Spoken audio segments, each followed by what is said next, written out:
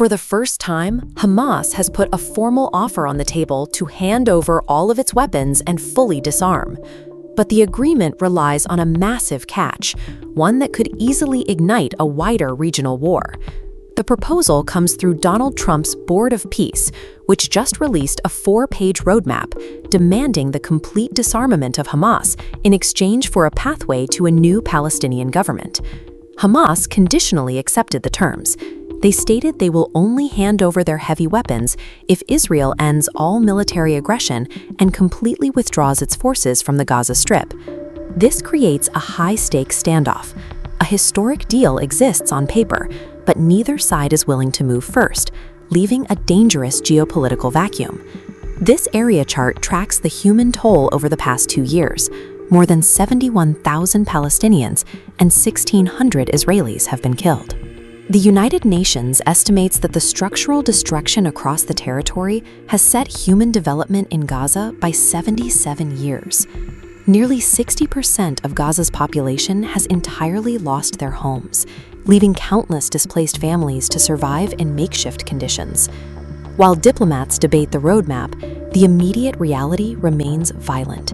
Israel is still launching airstrikes into central Gaza, and Iran is currently executing preemptive drone strikes on U.S. bases in Kuwait.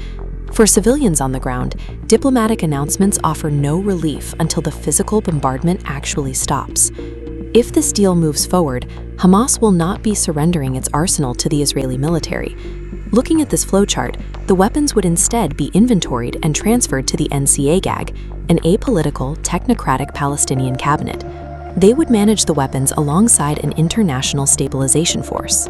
Disarming a deeply embedded guerrilla force during an active conflict is a massive logistical challenge.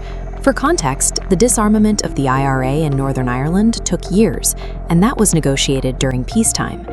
That level of logistical complexity provides the perfect political cover for any actor who wants to stall the peace process indefinitely. Both sides of the negotiating table have strong motives to push this paperwork forward now. Donald Trump is seeking a massive foreign policy victory ahead of the U.S. November elections to solidify his image as a global dealmaker. Within Gaza, Hamas's new leader, Khalil al-Hayya, is executing a pivot for survival.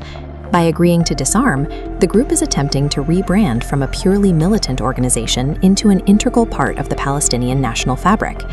This conditional agreement is a tactical maneuver.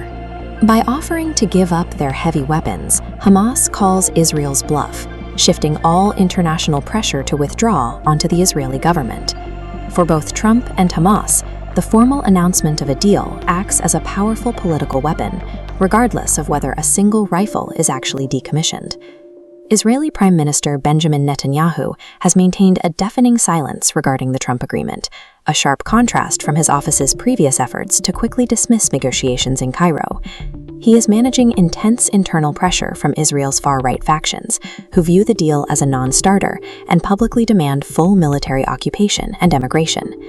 The Israeli military is also dealing with internal fractures, citing an unprecedented mutiny and mass desertion of 14 soldiers at the Sde Taman base over a disciplinary dispute. This map highlights the core territorial sticking point.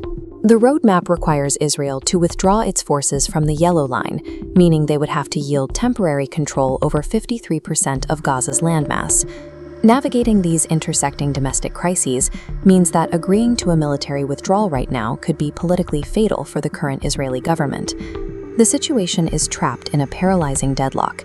Israel refuses to withdraw until Hamas fully disarms, and Hamas refuses to disarm until Israel completely withdraws. With elections rapidly approaching in both the US and Israel, the time to break this stalemate is running out. This map of the Middle East shows how that local delay is triggering a terrifying ripple effect. Abandoning its policy of restraint, Iran has begun launching preemptive strikes against US and Israeli interests in places like Kuwait and Erbil. The failure to resolve the Gaza standoff acts as the catalyst for these concurrent strikes, pulling the broader Middle East into the conflict. On the ground, the constant cycle of announced deals and subsequent failures actively generates more fear and psychological trauma for displaced civilians. The absolute baseline requirement for any progress, stopping the killing, remains unfulfilled as airstrikes continue daily. It leaves the international community asking whether this paper agreement is a genuine roadmap to a rebuilt Gaza or just a theatrical distraction. Until the tanks physically roll back and the weapons are locked away, a historic disarmament is nothing more than a mirage.